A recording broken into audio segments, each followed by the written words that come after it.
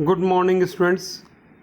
आज electrical engineering के second year में सब्जेक्ट कोड 210 के 10th चैप्टर का 6th पार्ट लीडरशिप पढ़ने जा रहे हैं। लीडरशिप यानी नेतृत्व, यह बिजनेस लीडरशिप की बात है, न कि पॉलिटिकल लीडरशिप। इसको ध्यान में रखें। इस टॉपिक में हम लीडरशिप का अर्थ समझने का प्रयास करेंगे, इम्पोर्टेंस ऑफ लीडरशिप समझने का प्रयास करेंगे, फीचर्स ऑफ लीडरशिप समझने का प्रयास करेंगे और लीडरशिप स्टाइल्स को समझने का प्रयास करेंगे। देखिए, whenever we hear the success stories of any organization, we are immediately reminded of their leaders. जब हम किसी संगठन की सफलता की कहानी सुनते हैं तो हमें उस संगठन के नेताओं का स्मरण होता है। Can you imagine Microsoft without Bill Gates, Reliance Industries without Ambanis, Infosys without Narayana Murthy, Tata without JRD Tata और विप्रो विदाउट अजीज प्रेम जी। क्या आप माइक्रोसॉफ्ट इंडस्ट्री, जो कि सॉफ्टवेयर कंपनी में पूरी दुनिया में पायोनियर है, इस वक्त बहुत प्रसिद्ध है, उसकी कल्पना बिल गेट्स के बिना कर सकते हैं क्या? रिलायंस उद्योग, जो देश का बहुत बड़ा औद्योगिक समूह है, उसकी कल्पना अंबानी के बिना कर सकते हैं क्या? भारत की बहुत बड़ी सॉफ्टवेयर कंपनी इन्फोसिस, उसकी कल्पना नारायण मूर्ति के बिना हो सकती है क्या? टाटा समूह भारत में बहुत बड़ा औद्योगिक समूह है, उसकी कल्पना JRD टाटा के बिना संभव है क्या? और विप्रो की कल्पना अजीज प्रेम जी, ऐसे बायोकॉन की कल्पना किरण मजुमदार शाह और कई प्रसिद्ध उद्योग हैं जिनकी कल्पना उनके बिजनेस लीडर्स के बिना संभव है क्या? नहीं, बिल्कुल नहीं। उनकी सफलता में उन बिजनेस लीडर्स का एक वाइटल रोल है, महत्वपूर्ण भूमिका है। You would say it is not possible to achieve success without such great leaders. The leaders always play a key role for the success and excellence of any organization. किसी भी संगठन की सफलता और उसके उन्नयन के लिए, संवर्धन के लिए नेतृत्व बहुत महत्वपूर्ण भूमिका निभाते हैं। Features of leadership. Leadership indicates ability of an individual to influence others. Leadership tries to bring change in the behavior of others. Leadership indicates interpersonal relations between leaders and followers. Leadership is exercised to achieve common goals of an organization. Leadership is a continuous process. तो leadership क्या है? किसी व्यक्ति की वह क्षमता जिसके द्वारा वो दूसरों को प्रभावित कर सकता है। नेतृत्व के कारण दूसरे अपना व्यवहार बदलते हैं, उनका अनुसरण करते हैं, उनको फॉलो करते हैं। Leadership indicates interpersonal relations.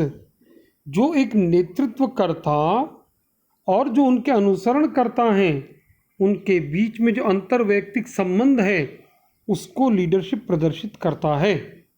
Leadership किसी संगठन के सार्वभौमिक उद्देश्य की प्राप्ति के लिए काम में ली जाने वाली क्रिया है। लीडरशिप एक सतत प्रक्रिया भी है। Importance of leadership. लीडरशिप का महत्व क्या है? Leadership is key factor in making any organisation successful. ये तो हमें समझ में आता है कि लीडरशिप किसी भी संगठन की सफलता में अपरिहार्य चीज़ है। It is aptly mentioned by Stephen Covey, a famous management consultant, that managers are important and leaders are vital for lasting organisational success. एक प्रसिद्ध प्रबंधकीय चिंतक हैं भी, स्टीफन कोवे, वो कहते हैं कि मैनेजर्स किसी संगठन के लिए प्रबंधक आवश्यक होते हैं, लेकिन लीडर्स अपरिहार्य होते हैं। पहली इंपॉर्टेंस लीडरशिप की It influences the behavior of people and makes them to positively contribute their energies for the benefit of organization. Good leaders always produce good results through their followers. नेतृत्व का पहला महत्व ये है कि ये लोगों के व्यवहार को प्रभावित करता है और उन्हें किसी संगठन के उद्देश्यों की प्राप्ति के लिए, लाभ के लिए सकारात्मक जुड़ने का प्रयास करता है, उनकी ऊर्जा को डाइवर्ट करता है इधर। जो अच्छे नेतृत्वकर्ता होते हैं वे अपने अनुसरणकर्ताओं के माध्यम से अच्छे परिणाम देते हैं। A leadership maintains public relations and helps followers in fulfilling their needs.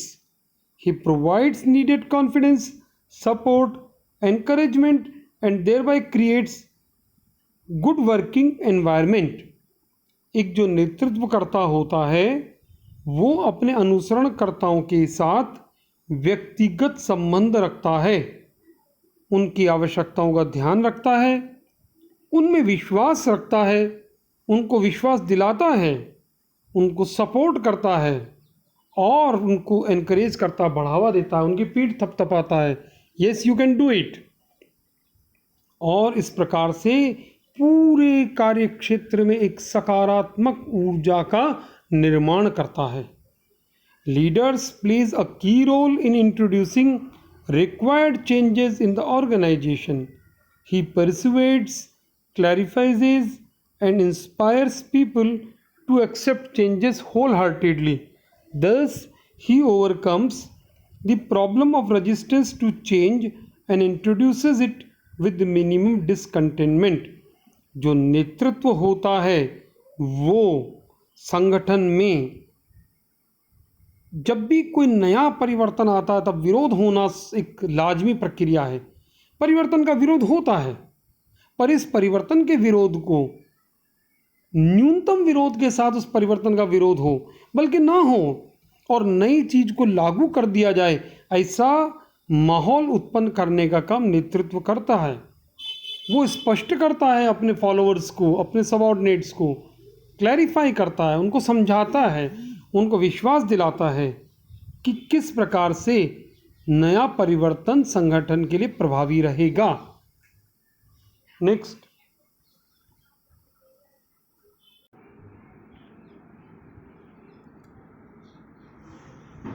इस प्रकार से लीडरशिप की अगली इंपॉर्टेंस देखें। A leader handles conflicts effectively and does not allow adverse effect resulting from the conflict. A good leader always allows his followers to ventilate their feelings and disagreements but persuades them for giving suitable clarification. एक अच्छे नेतृत्वकर्ता को चाहिए, अगर एक अच्छा नेतृत्व है तो वो ये देखेगा कि उसके अधीनस्थों के मध्य कोई झगड़े ना हो, और यदि झगड़े हो भी तो लोग अपनी बात कह सकें इतना तक हो, लेकिन उसके झगड़ों के कारण, मनमुटाव के कारण संगठन पर कोई विपरीत प्रभाव पड़े, ऐसा करने से लीडर रोकता है। A leader provides training to their subordinates, अपने अधीनस्थों को प्रशिक्षित करता है। A good leader always build up his successor and helps in smooth succession process. जो अच्छा नेतृत्व करता होता है वो अपना उत्तराधिकार को समय रहते खड़ा करता है, उत्तराधिकारी को, और उत्तराधिकार की प्रक्रिया को आसानी से संपन्न करवाता है। नाउ अब हम एक अच्छे लीडर के गुणधर्म देखें, qualities of a good leader. कुल 9 क्वालिटीज़ डिस्कस करेंगे, 5 इस स्लाइड में, 4 अगली स्लाइड में हैं। Physical features like height, weight, height, weight, health, appearance determine the physical personality of an individual. It is believe that good physical features attract people. अच्छा डील डॉल होना चाहिए, ठीक ठाक दिखना चाहिए, कोई बहुत ही फिल्मी कलाकार हो ऐसा भी आवश्यक नहीं है, पर अपीयरेंस उसका अच्छा होना चाहिए। नॉलेज, उसको ज्ञान होना चाहिए, अगर उसको ज्ञान है तो वो अपने सबऑर्डिनेट्स को अच्छे तरीके से निर्देशित कर पाएगा और प्रभावित कर पाएगा। इंटीग्रिटी, उसकी निष्ठा अक्षुण्ण रहनी चाहिए, उच्च स्तर की ईमानदारी होनी चाहिए, उच्च स्तर की नैतिकता और मूल्य होने चाहिए, पहल करने की क्षमता आनी चाहिए, इनिशिएटिव, आगे बढ़कर के काम कर सके, अवसरों का इंतजार नहीं करे, अवसर को उत्पन्न करे,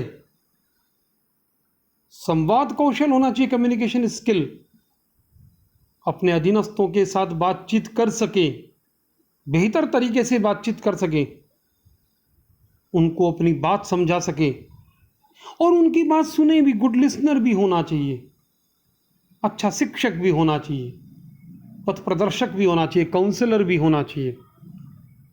इस प्रकार से अगला गुणधर्म देखें, मोटिवेशनल स्किल्स, अपने अधीनस्थ कर्मचारियों को, सबऑर्डिनेट्स को अभिप्रेरित करें, उनमें पॉजिटिव मोटिवेशन भरे, सेल्फ कॉन्फिडेंस, आत्मविश्वास रखे, किसी भी विपरीत परिस्थिति में जो संगठन में आ सकती है, किसी भी विपरीत परिस्थिति में अपना कॉन्फिडेंस, विश्वास बनाए रखें।